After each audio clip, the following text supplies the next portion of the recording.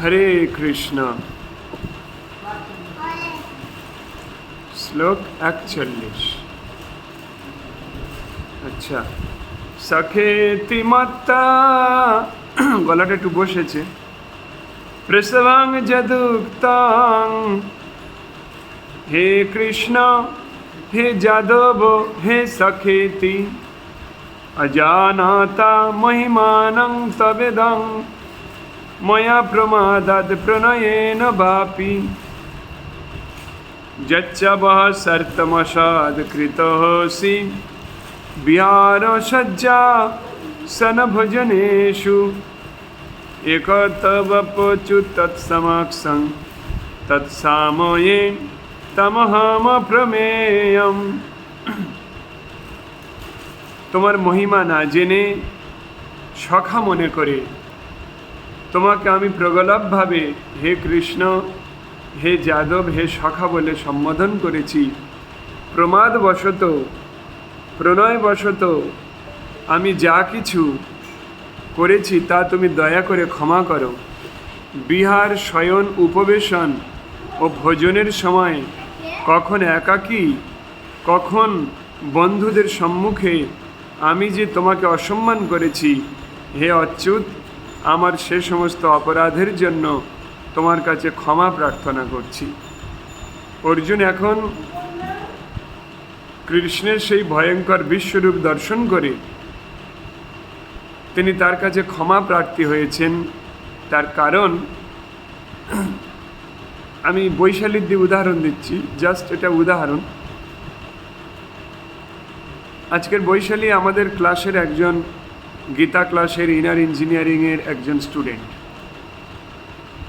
তারপর লীনা মাতাজি আমাদের একজন স্টুডেন্ট, বিশ্বজিৎ, শুভঙ্কর। কিন্তু এদের পার্সোনালিটি কিন্তু অনেক হায়ার। কেউ ডক্টর, কেউ নার্স, কেউ রেইকি গ্র্যান্ডমাস্টার।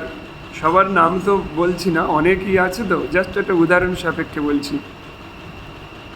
এই ব্যক্তিগুলোর সঙ্গে আমরা কি বলছি, আমি তাদেরকে কখনো মুখ্য বলছি, কখনো ক্লাসের পরিপ্রেক্ষিতে হ্রাস দিচ্ছি। কৃষ্ণকে অর্জুন এইভাবে তার বন্ধু ভেবে, একটা সাধারণ মানব ভেবে তাকে একসঙ্গে খেতে বসে কখনো বাসুদেব বলে তাকে ঠেলা মারছে, কখনো বা সেই বাসুদেব ভগবান কৃষ্ণকে তুই বলে ডাকছে, আবার কখনো বা তাকে তাচ্ছিল্য করেছে। কিন্তু অর্জুন আজকে কৃষ্ণের সেই ভয়ঙ্কর বিশ্বরূপ দর্শন করার পরে তিনি তাকে ক্ষমা চাচ্ছেন যে হে ভগবান, তুমি যে অনন্ত কোটি ব্রহ্মাণ্ডের সৃষ্টিকর্তা পরমেশ্বর ভগবান, তোমার মধ্যে যে অনন্ত শক্তি আমি আমার এই ক্ষুদ্র বুদ্ধি দিয়ে আমি অনুধাবন করতে পারিনি, যার জন্য আমি তোমাকে বন্ধু ভেবে প্রগল্ভভাবে আমি হে যাদব হে সখা বলে সম্বোধন করেছি। তো তুমি আমাকে ক্ষমা করো, কারণ আমি তোমার সেই দ্বিভুজ মুরলীধর শ্রীকৃষ্ণের রূপে আমি তোমাকে চিনতাম, কিন্তু প্রেম রূপে চিনতাম। দ্বিভুজ মুরলীধর রূপটা সম্পূর্ণ প্রেমের রূপ। এখানে প্রেম বলতে এটা বোঝাচ্ছি না যে একটা নারী পুরুষের যে ভালোবাসা, এটাকে প্রেম বলা হচ্ছে না, এটা কাম।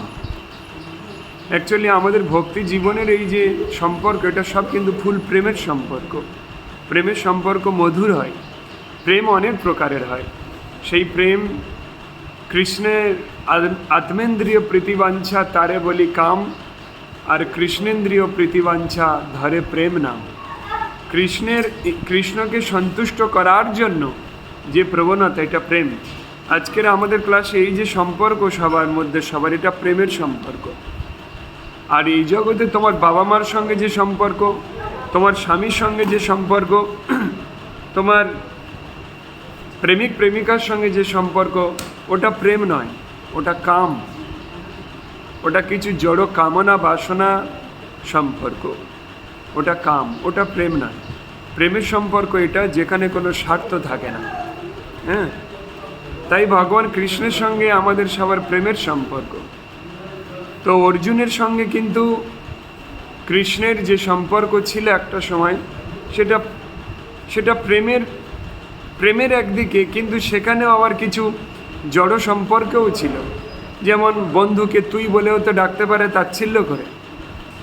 কিন্তু অর্জুন এখন বুঝতে পারলেন যে ইনি কোনো সাধারণ ব্যক্তি নন, ইনি এই ব্রহ্মাণ্ডের সৃষ্টিকর্তা, এই ব্রহ্মাণ্ডের মালিক। তাই এর সঙ্গে যে সম্পর্কটা আমি এতদিন করেছি সেই সম্পর্কটা সঠিক নয়, তাই তার কাছে ক্ষমা ভিক্ষা চাচ্ছিলেন।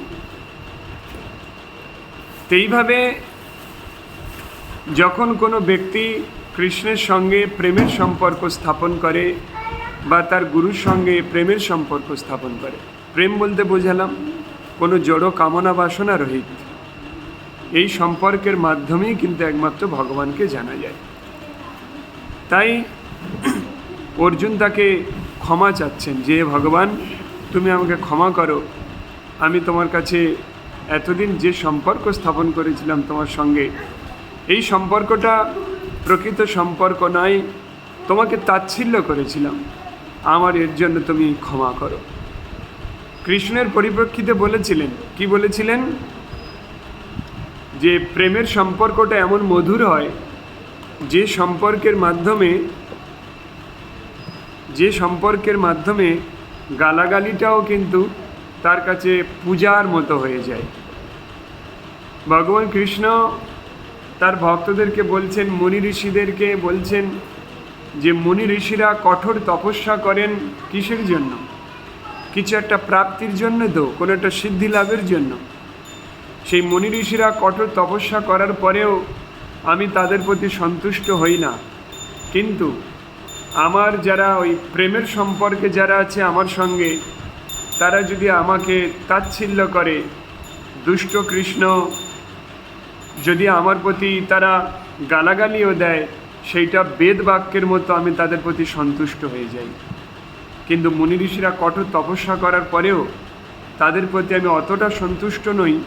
আমার প্রেমিকারা আমার প্রতি ভ্রুকুটি করা, আমাকে ভৎসনা করে, আমাকে তুচ্ছ তাচ্ছিল্য করে, ওই বেদের মন্ত্রের থেকেও তাদের প্রতি আমি বেশি প্লিজড হয়ে থাকি। ভগবান এটা বলছেন কিন্তু, কারণ প্রেমের সম্পর্কটা এত মধুর হয়। কিন্তু মুনি ঋষিরা কিন্তু ভগবানের সঙ্গে প্রেমের সম্পর্ক করতে পারে না। কি সম্পর্ক করে? যে ওনাকে সাধনা করব, ওনাকে আমি সিদ্ধ করে নেব, নিয়ে ওনার থেকে একটা বর প্রার্থনা করব। এই সম্পর্কটা রুক্ষ রসহীন সম্পর্ক, এটা শাস্ত্রে বলছে, ভগবান এটাই বলছেন। তাই ভগবানের সঙ্গে আমাদের যে সম্পর্ক, সেই সম্পর্কটা যেন প্রেমের হয়। তাই রাধাকৃষ্ণকে বাবা মা বলা হয় না। অন্য দেবদেবীদের বাবা মা বলা যায়, হয়, কিন্তু কৃষ্ণকে কেউ কোনোদিন বাবা কৃষ্ণ বলে না। ম্যাচ হবে না। বলে দেখো বাবা কৃষ্ণ, দেখো কথার মধ্যে সেই ম্যাচ ভাবটা আসবে না। বাবা রামচন্দ্র বলে দেখো কথার মধ্যে ম্যাচ নেই। মা রাধা দেখো ম্যাচ নেই, কিন্তু মা কালী বললে দেখো ম্যাচিং হয়ে যাচ্ছে, মা কালী। কিন্তু মা রাধা বললে ম্যাচিং হয় না। এর কারণ কি? এর কারণ হচ্ছে এই দুই বিগ্রহ, এই দুই রূপ প্রেমের। অনেকে মূর্খতা বশত বলতে থাকে যে রাধারানী তিনি মা হতে পারেননি বলে তাকে মা বলা হয় না। হ্যাঁ, এরকম কিছু নয়। রাধা কৃষ্ণ কোনো আলাদা কোনো বিগ্রহ নয়, আলাদা কোনো রূপ নয়। কৃষ্ণের বাঁ দিক থেকে উৎপত্তি হয়েছেন। রাধা কৃষ্ণ আলাদা দেহ, কিন্তু এক আত্মা, একই। তাদের দেহ বলে আলাদা কিছু নেই, তারা সূক্ষ্ম তত্ত্ব। তো রাধারানী কৃষ্ণের মধ্যে কোনো ভেদ নেই। কৃষ্ণ তার এই নারী রূপ ধারণ করে এই জগতে আনন্দ প্রদান করার জন্য, রমণ করার জন্য, এই জগতে কৃষ্ণ ভক্তি কাকে বলে সেটা বোঝানোর জন্য তার বামাঙ্গ থেকে এক নারী সৃষ্টি করেছিলেন। সেই নারীর নাম হয় রাধারানী। রাধা কেন হয়? রাস মণ্ডপে, রাসস্থলিতে কৃষ্ণ তার বামাঙ্গ থেকে এই নারীকে সৃষ্টি করেন। রাস মঞ্চে সৃষ্টির জন্য তার নামের প্রথমে রা দেয়া হয়, রা। আর তিনি সৃষ্ট হয়ে তিনি ধাবিতা হয়েছিলেন। ধাবিতা, ছোটাছুটি করছিলেন চারিদিকে উদ্বেগের সহিত, কারণ আমার সৃষ্টিকর্তার চরণে পুষ্প দিয়ে আমি তাকে বন্দনা করব, এই প্রবৃত্তি নিয়ে। তাই সংস্কৃতে সেটা ধাবিতা বলা হয়, ধাবিতা, ধাবিতার ধা নেওয়া হয়, রাসমঞ্চের রা আর ধাবিতার ধা, রাধা।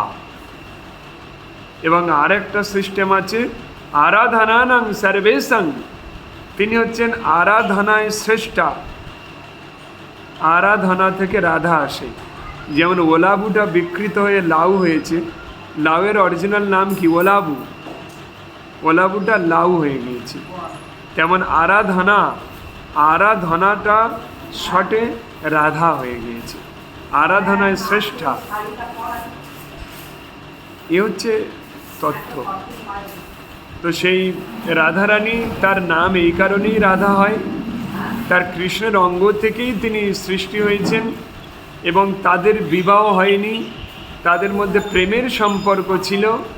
কারণ এই প্রেমের সম্পর্ককে শ্রেষ্ঠ সম্পর্ক ধরা হয়েছে। কৃষ্ণ নিজেই তো রাধারানী, তাকে আবার বিবাহ করার কি আছে? তিনি স্বয়ং রাধিকা, স্বয়ং রাধারানী। তো তিনি, তাদের মধ্যে প্রেমের সম্পর্ক, কারণ প্রেমের সম্পর্ক না থাকলে মুক্তি আসবে না। ওই যখন বাবা মার জড় সম্পর্ক সৃষ্টি হবে তখন কিন্তু তার ভক্তি জীবন থেকে ডাউন ভাব আসবে, কারণ জড় সম্পর্কে চলে এলো। তেমনি আমাদের এই ভক্তি জীবনে, তাই তো সাউন্ড ফুল দেয়া আছে সবার কাছে, তাই? হ্যাঁ, তোমার ফোনের সাউন্ডটা বাড়াও। আচ্ছা, নেটওয়ার্কের কিছু সমস্যা হতে পারে। তো তিনি রাধারানী। তো রাধা কৃষ্ণের সঙ্গে, রাধা কৃষ্ণের পূজাতে এরকম প্রেমের সম্পর্কে আসতে হয়। প্রেমেতে হরিকে পাই, প্রেমের মাধ্যমে একমাত্র এই হরিকে পাওয়া যায়, আর কোনো পন্থা নেই তাকে পাওয়া। তাই আমাদের এই যে জগতের সম্পর্ক, আমাদের এই ভক্তি জগতের যে সম্পর্ক, আর জড় সম্পর্ক থাকে না, এখানে প্রেমের সম্পর্ক থাকে। এবং সেখানে কি হয় দেখো ভালো করে, আমাদের এই ক্লাসে বা আমাদের ইস্কনের যেগুলো হয় সেখানে কিন্তু গুরুদেবকে বা একজন ভক্ত আর একটা ভক্তকে দাদা বা ভাই বা কাকা এরকম সম্পর্ক সৃষ্টি করা হয় না। কেন? ওই সম্পর্কের মাধ্যমে এই জড়জগতের বন্ধনে সে আবদ্ধ হয়ে যাবে আবার। এই সম্পর্কটা বন্ধনের সম্পর্ক, জড়বন্ধন। তাই আমাদের এখানে প্রভু, মাতাজি, এইসব সম্পর্ক করা হয়। তাই আমরা একে অপরকে, পুরুষদেরকে প্রভু, মহিলাদেরকে মাতাজি বলে সম্বোধন করব। মাতাজিটাকে বলা হয়েছে কারণ মাও একটা প্রেমের সম্পর্ক। কিন্তু মা একটা প্রেমের সম্পর্ক এই কারণে, সন্তান আর মায়ের মধ্যে যে ভালোবাসা, এটাকে বাৎসল্য প্রেম বলা হয়। এটা একটা প্রেম। আবার শুধু মা বলা হচ্ছে না এই কারণে, এটা শুদ্ধভাবে বলা হচ্ছে আধ্যাত্মিক ভাষায় মাতাজি। জি বলার মানে কিন্তু সেখানে তাকে একটা সম্মান প্রদান করা হলো। আর এই সম্পর্কটাও কিন্তু প্রেমের সম্পর্ক বলা আছে ভক্তি রসামৃত সিন্ধুতে। মায়ের সম্পর্কটা প্রেমের, বাৎসল্য প্রেম।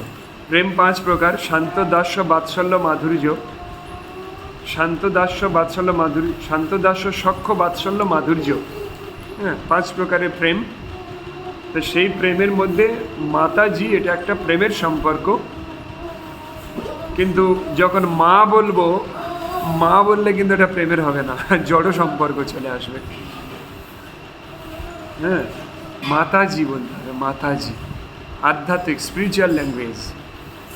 এবং পুরুষদেরকে আমরা প্রভু বলে ডাকবো, প্রভু বা প্রভুজি বলা যায়, এই সম্পর্ক। পিতা শিলকস্য চরাচরস্য তমস্য পূজ্যস্য গুরুর গরিয়ান ন তদ সমস্তভ্যধিক কুতন্ন লোকত্রয় প্রতিম প্রভাব। হে অমিত প্রভাব, তুমি এই চরাচর জগতের পিতা। এখানে বলছেন কিন্তু অর্জুন, তুমি এই ব্রহ্মাণ্ডের পিতা, তুমি পূজ্য, তুমি সবার পূজনীয়। তুমি গুরু, শুধু গুরু নন, তুমি গুরু শ্রেষ্ঠ, গুরুদের মধ্যে শ্রেষ্ঠ তুমি। ত্রিভুবনে তোমার সমান আর কেউ নেই, অতএব তোমার থেকে শ্রেষ্ঠ অন্য কে হতে পারে? এই ত্রিভুবনে তোমার থেকে শ্রেষ্ঠ আর কোনো জীব নেই, অতএব তোমার থেকে শ্রেষ্ঠ কে হতে পারে? এই ত্রিভুবনের শ্রেষ্ঠ তুমি, এই অনন্ত কোটি ব্রহ্মাণ্ডের সৃষ্টিকর্তা তুমি। তার কারণ কি একটুখানি বিশ্লেষণ করলে বুঝতে পারবে। একটু যেটা বন্ধ করে দিয়েছি, মোটরটা পরে আবার জল তুলবে। এই ত্রিভুবনের শ্রেষ্ঠ কেন? তার কারণ হচ্ছে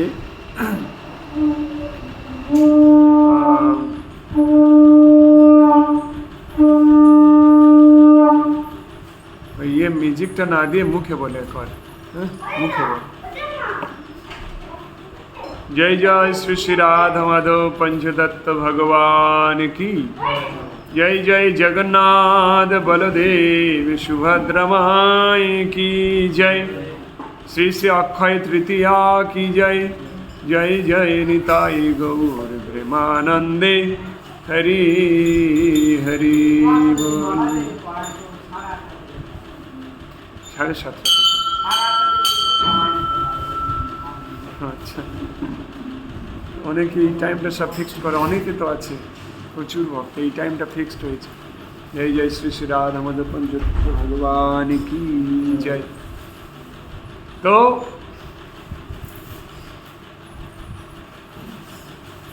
ভগবান বিষ্ণু, ভগবান কৃষ্ণ, তার থেকে 3টে বিষ্ণু সৃষ্টি হয়। কারণদক্ষাই বিষ্ণু, গর্ভদক্ষাই বিষ্ণু আর ক্ষীরদক্ষাই বিষ্ণু। কারণদক্ষাই বিষ্ণু, ক্ষীরদক্ষাই বিষ্ণু আর গর্ভদক্ষাই বিষ্ণু। 3টে বিষ্ণু ভগবানের কৃষ্ণের অঙ্গ থেকে সৃষ্টি হয়। ভগবান কৃষ্ণ কিন্তু নিজে কিছু করেন না, তিনি তার শক্তির দ্বারা সব কিছু করান। তিনি যোগ নিদ্রায় শায়িত থাকেন, মহাযোগ নিদ্রা। আমাদের ক্লাসে যোগ নিদ্রা বলে একটা সাবজেক্ট আছে। তো যে স্বয়ং তিনি যে মহাবিষ্ণু, কারণদক্ষাই বিষ্ণু, কারণদক্ষাই বিষ্ণু তিনি তার শরীর থেকে ঘাম সৃষ্টি করেন। ঘাম, তার এই লোমকূপ থেকে যে ঘর্মগুলো নিঃসৃত হয়ে ওই ঘর্মগুলো একটা করে ব্রহ্মাণ্ড হয়ে কক্ষপথে চলে যায়। মানে অচিন্ত শক্তি, আমাদের চিন্তার বাইরে, যেটা আমরা ভাবতে পারি না। যে আমাদের এই যে ব্রহ্মাণ্ডগুলো ভগবানের শরীরের 1 ফোঁটা করে ঘাম বিন্দু, তাহলে তিনি এই জগতের সৃষ্টিকর্তা হলেন কি না? তারপর তিনি কারণদক্ষাই বিষ্ণু রূপে ওই ব্রহ্মাণ্ড, ওই ঘামটা ব্রহ্মাণ্ড হয়ে যায়।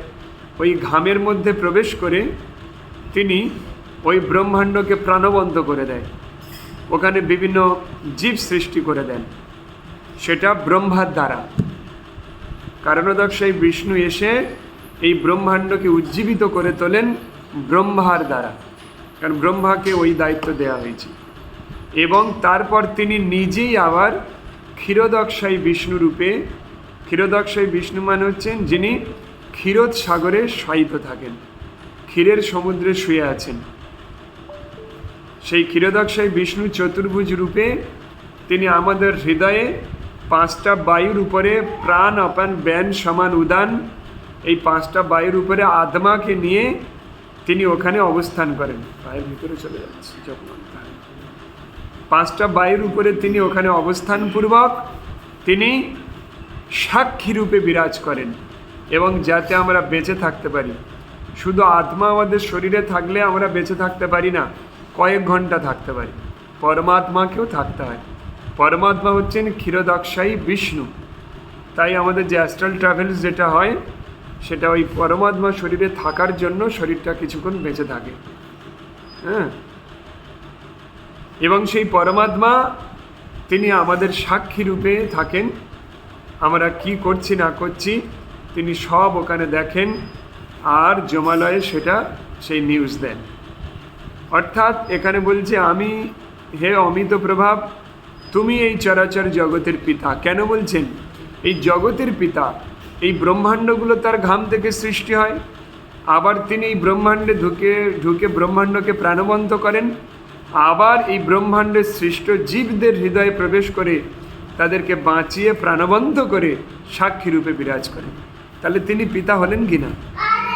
পূজ্য গুরু শ্রেষ্ঠ, তিনিই পূজ্য, কারণ তাকেই পূজা করা উচিত।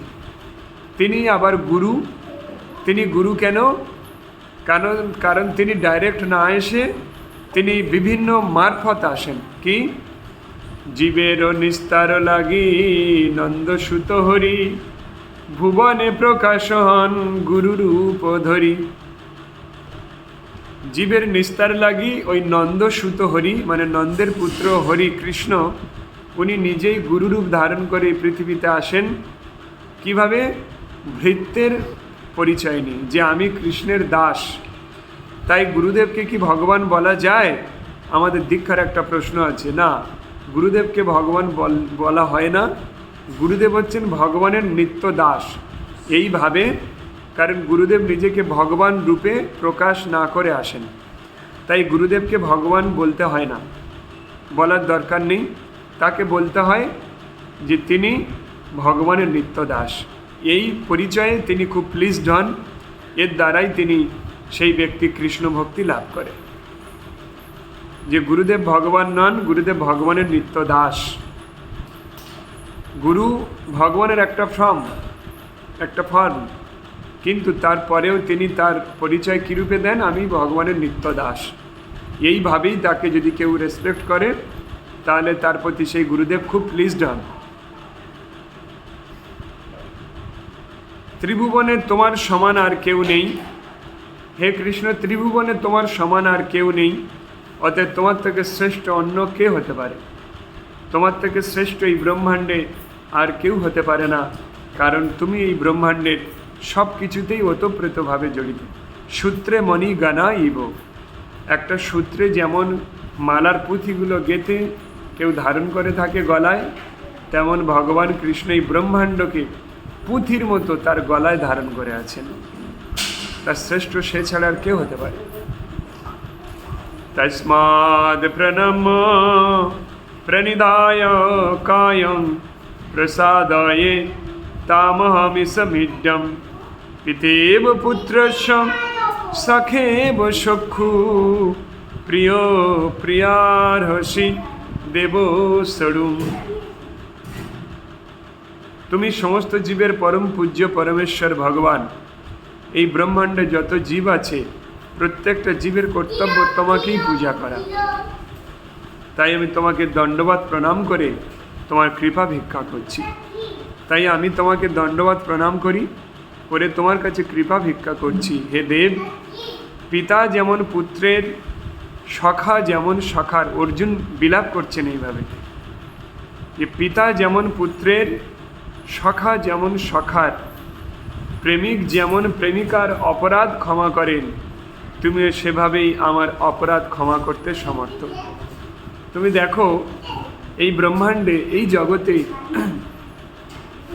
সন্তান কত রকম অপরাধ করে, অথচ পিতা প্রত্যেক পদে পদে তার সেটা ক্ষমা করতে থাকে। ঠিক একটা কুমড়ো গাছ শুকিয়ে গিয়েও তার সেই 20 কিলো ওজনের সেই কুমড়োটাকে ধরে আছে, শুকিয়ে যাওয়ার পরেও কিন্তু কুমড়োটা ছিঁড়ে পড়ে না। গাছটা মারা গিয়েও তার সেই সন্তানকে আঁকড়ে ধরে আছে। তাই এখানে বলছে যে পিতা যেমন পুত্রের সমস্ত অপরাধ ক্ষমা করেন এবং তাকে রক্ষা করেন, সখা যেমন সখার, মানে বন্ধু যেমন তার বন্ধুর অপরাধ ক্ষমা করে,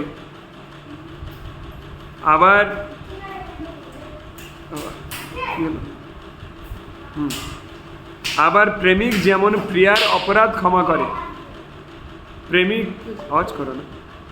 প্রেমিক যেমন তার প্রিয়ার অপরাধ ক্ষমা করে। যাদের প্রেম প্রীতির সম্পর্ক তৈরি হয়েছে, তার প্রিয়া বা প্রেমিকা সে যত রকম অন্যায় করুক না কেন, সেই কিন্তু সে ভুলে গিয়ে আবার তার সঙ্গে সম্পর্ক স্থাপন করে। তেমনভাবে হে ভগবান, তুমি আমাকে ক্ষমা করো। আমার এই শ্লোকটা প্রত্যেক দিন বলা উচিত, প্রত্যেক দিন। আমরা জানতে অজান্তে জন্ম জন্মান্তর ধরে কত রকম পাপ করে আসছি। তাই এই শ্লোকটা যদি প্রত্যহ মানুষ উচ্চারণ করে তাহলে কিন্তু সমস্ত অপরাধ থেকে সে মুক্তি লাভ করবে। শ্লোক হচ্ছে একাদশ অধ্যায়ের 44তম। হ্যাঁ, আর কোনো ব্যক্তি যদি জেনে শুনে বারবার অপরাধ করে তাহলে কি তাকে ক্ষমা করে দেওয়া উচিত? না, যদি কোনো ব্যক্তি জেনে শুনে বারবার অপরাধ করে তাহলে কিন্তু তার সেই অপরাধ স্খলন হবে না। যেমন যদি কোনো ব্যক্তি অ্যাসিড হয়েছে, অম্ল অ্যাসিড, তো ডাক্তার ওকে ওষুধ দিয়েছে, ডাক্তার ওষুধ দেওয়ার পরে কি বলে, এরকম করো না, আমি একটা তো ক্লাস করছি। ডাক্তার যদি তাকে কি বলবে যে রোগের কারণটা আগে দূর করো, তুমি রিচ খাবার খেও না, তারপরে ওষুধ খাও, তবে কিন্তু রোগটা সারবে। ডাক্তার তো এটাই বলে যে কারণে রোগটা হচ্ছে সে রোগের কারণটা দূর করতে। যদি সে রিচ খাবারও খায় আর ওষুধও খেতে থাকে, কোনো দিন কিন্তু ওর এই অ্যাসিডিটি নির্মূল হবে না। তেমনই আমরা যে পাপ করে চলেছি সেই পাপ তখনই স্খলন হবে, তখনই ক্ষমা হবে যখন সেই পাপ থেকে দূরে এসে গীতাপাঠ করব। মানে আমি আর ওই পাপটা করব না, এইটা ভেবে যখন কেউ গীতাপাঠ করে তখনই ওই ধরনের ওর যত পাপ ছিল একটা চুটকিতেই ধ্বংস হয়ে যাবে। কিন্তু পরে যদি ওই পাপ ফের করে তাহলে আগের ওইগুলো ফের ফিরে আসবে। মানে হচ্ছে কেউ অনেক মেসেজ আছে তার ফোনে, সেই মেসেজগুলো ডিলিট করে দিয়েছে। ডিলিট করলে কিন্তু ডিলিট হয় না, ওই মেসেজগুলো কিন্তু সেই বিন অপশানে কিন্তু গিয়ে ওখানে সব স্টোর হয়ে থাকে। তাহলে ওকে দুবার ডিলিট করতে হয়, এখান থেকেও ডিলিট করতে হয়, তারপর সেই বিনে গিয়েও কিন্তু সেখান থেকেও ফুল ডিলিট করতে হয়, ঠিক কি না? অর্থাৎ এখানে এটা বোঝাচ্ছে যে তুমি গীতা পাঠও করতে হবে আর সম্পূর্ণ ওই পাপ থেকে দূরে থাকতে হবে। মানে যে একদম যে বিন অপশানটা সেখান থেকেও ওটা ডিলিট করে দিতে হবে, তবে কিন্তু এই গীতা পাঠের ফল প্রাপ্ত করবে সে। তা নাহলে এটা হয়তো ওই মুসলিম ভাই যারা আছো কিছু মনে করো না, তোমাদের একটা গুনাঘর আছে, সারাদিন সে যা ত্রুটি অপরাধ করে কিনা গুনাঘরে গিয়ে মাপ চাইলে সব ক্ষয় হয়ে যায়। No, never. সেখানে কিছু টাকা দেওয়া হলো আর বলা হলো গুনাঘরে গিয়ে যে আমার সব আমি কবুল করলাম, সব এখানে বললাম, অর্থাৎ আমার আর পাপ নেই, গুনাহ নেই। না, এটা কোরআনেও বলা নেই এরকমভাবে। খ্রিস্টিয়ানদের এরকমই হয় যে তারা ওখানে গিয়ে মাপ চায়, যার ফলে নাকি সব দূর হয়ে যায়। এমনকি ওখানে হ্যাঁ, আবার ওখানে আরও হয়, এটা সব জায়গা হয় না, যারা পোপ থাকে, পোপ, তারা ওদের সেই সাধারণ মানুষের কাছ থেকে 3 লাখ 4 লাখ করে টাকা নিয়ে নেয়, নিয়ে ওরা একটা সার্টিফিকেট লিখে দেয়। কি দেয়? আমি এটা বলছি এই কারণে যে আমি আমার গুরুদেবের থেকেই শোনা, আমার গুরুদেব কিন্তু খ্রিস্টান পরিবারের জন্ম, জয় পতাকা স্বামী মহারাজ। ওনারা কি করে যে সেই পোপ বলবে, এটা আমাদের ইন্ডিয়াতে হয় কি জানি না, বিদেশে তো এক পা ফেলতেই এটা হয়, যে তার থেকে এত ডলার নিয়ে সেখানে লিখে দেওয়া হলো, এখানে কোনো টাকা নেই, সেখানে লিখে দেওয়া হয় যে তোমাকে ওদের ভাষায় স্বর্গ হোক বা যা হোক, সেখানে 50 বছর তোমার থাকার জন্য আমি ছাড়পত্র লিখে দিলাম। তোমার মৃত্যুর পরে তুমি 50 বছর বা 200 বছরই স্বর্গে থাকবে, বা ওদের ভাষায় যা বলা হয়, এর জন্যে $5 লক্ষ দাও। এইভাবে দিয়ে দিয়ে তারা এরকম স্বর্গের সুখ কিনতে থাকে। কখনো সম্ভব না এটা। তাই আমাদের ইসকনে একটা গ্রন্থ রচনা হয়েছে, এটা বাংলায় হয়নি এখনো, happy journey to other planets, অন্য গ্রহে সুগম যাত্রা। তার জন্য এটা হিন্দি আর ইংরাজিতে আছে, বাংলায় এখন হয়নি, বাংলাতে ওটা পরে করবে ওরা। যে তুমি অন্য গ্রহে যাবে, অন্য কোনো লোকে যাবে, তার জন্য তোমাকে এখানে কোনো সাধনা করতে হবে, টাকা দিয়ে কিন্তু কিনে নিয়ে সেই জায়গায় যাওয়া যায় না, ওটা তোমার গুরুদেবও করে দিতে পারবে না। যারা এটা করছে ওরা না পোপ আর না গুরুদেব, এর জন্য তোমাকে কিছু সাধনা করতে হবে। হ্যাঁ, গতকালকে আমাদের গ্রুপে অনেকেই বলছিল যে এই গুরুদেব এই অর্থটা নিয়ে আপনি আমাকে কৃপা আশীর্বাদ দিন দয়া করে। এটা কি অর্থ দিয়ে কি কৃপা আশীর্বাদ হয়? মানে অনেকে গ্রুপে লিখছিল, তো মনে হলো বিষয়টা। হ্যাঁ, ওতে কিছু কিছু ফল লাভ হয়, কিছু ফল লাভ হয় ওতে বলতে যেমন আমরা যে পাড়ায় পাড়ায় ভিক্ষা করতে যাই, ওই যারাই দান করেছে তারা ফল লাভ করেছে সবাই। তার কারণ বলি, যখন আমার এর ফলটা আলাদা কোয়ালিটি প্রাপ্ত করে। যেমন আমরা যখন গ্রামে গ্রামে ভিক্ষা করতে যাই, সেই ভিক্ষা লব্ধ যে অন্ন, সেটা নিয়ে কিন্তু আমরা ভগবানকে ভোগ নিবেদন করি। এখন তার যে অন্ন, এই ভগবানের দেয়া অন্ন, তার কাছে যে অর্থ আছে, মাতা লক্ষ্মীর অর্থ, সেই অর্থ আর সেই অন্ন দিয়ে সে কী করে, ওই অন্নটা রক্ত মাংস দিয়ে আহার করে। এর জন্যে পরবর্তী জন্মে যাতে অন্ন খেয়ে না বাঁচে, তার জন্য পশুর শরীর দেওয়া হয়, এমন কিছু শরীর দেওয়া হয় যারা অন্ন পায় না, অন্যান্য খাবার খেয়ে, নোংরা খাবার খেয়ে রাস্তার বাঁচতে হয়। এর জন্য অভিশাপ প্রাপ্ত হয় মাতা লক্ষ্মীর দ্বারা, যে আমার অন্ন পশু রক্ত মিশ্রিত করে আহার করেছে। তারপর তার যে অর্থ, সেই অর্থ, এই প্রসঙ্গে একটা ছোট কাহিনী বললে বুঝতে পারবে। একজন ব্যক্তি, সে ভিখারি হয়েছে, ভিখারি হয়ে জন্ম নিয়েছে। যতবার সে ভিক্ষা করতে যায়, সেই ভিক্ষাতে 5 শিকের বেশি পায় না। 5 শিকে মানে 1 টাকা, আর আগের দিনের যেটা 4 আনা বলা হতো, 4 আনা অনেকে দেখেছে মনে হয় নাকি, 25 পয়সা। হ্যাঁ, দেখেছি। 25 পয়সা ছোট, তো এই 1 টাকার ওই 25 পয়সা নিয়ে ওর ওই 5 শিকেই ভিক্ষা হতো, 5 শিকে।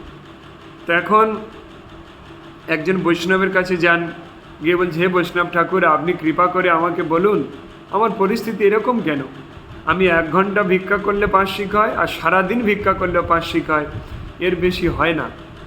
তখন তিনি ত্রিকালদর্শী দিয়ে দেখলেন, একটা বৈষ্ণব স্বাভাবিকভাবে ত্রিকালদর্শী, স্বাভাবিকভাবে যদি কেউ বৈষ্ণবতা লাভ করে, একটা মানুষের পাস্ট প্রেজেন্ট ফিউচার কী হতে পারে ও বলে দিতে পারে, বর্তমান তার পরিস্থিতির উপরে নির্ভর করে। তখন তিনি বললেন, এ তো আর কিছু নয়, তুমি আগের জন্মে রাজা ছিলে, তোমার বাড়িতে অনেক মানুষ, তুমি একটা যজ্ঞ করেছিলে, সেই যজ্ঞ অনুষ্ঠানে এই পৃথিবীব্যাপী সমস্ত মানুষদেরকে তুমি সদক্ষিণা ভোজন করিয়েছিলে, দক্ষিণা দিয়েছিলে, তাদেরকে অনেক কিছু খেতে দিয়েছিলে, তাদের বস্ত্র দিয়েছিলে। হ্যাঁ, অক্ষয় তৃতীয়াতে এটা করেছিলেন তিনি।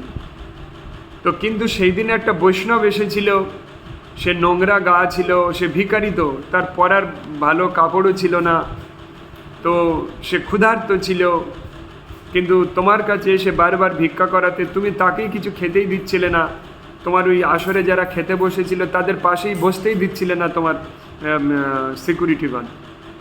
তারপর শেষে এত কাঁদছিল, তুমি তাকে খেতে দাওনি, শেষে এত কাঁদছিল, তুমি তাকে তাচ্ছিল্য করে 1 টাকা 4 আনা, 1 টাকা 25 পয়সা দিয়েছিলে, তো সে সেটা নিয়েই চলে গিয়েছিল।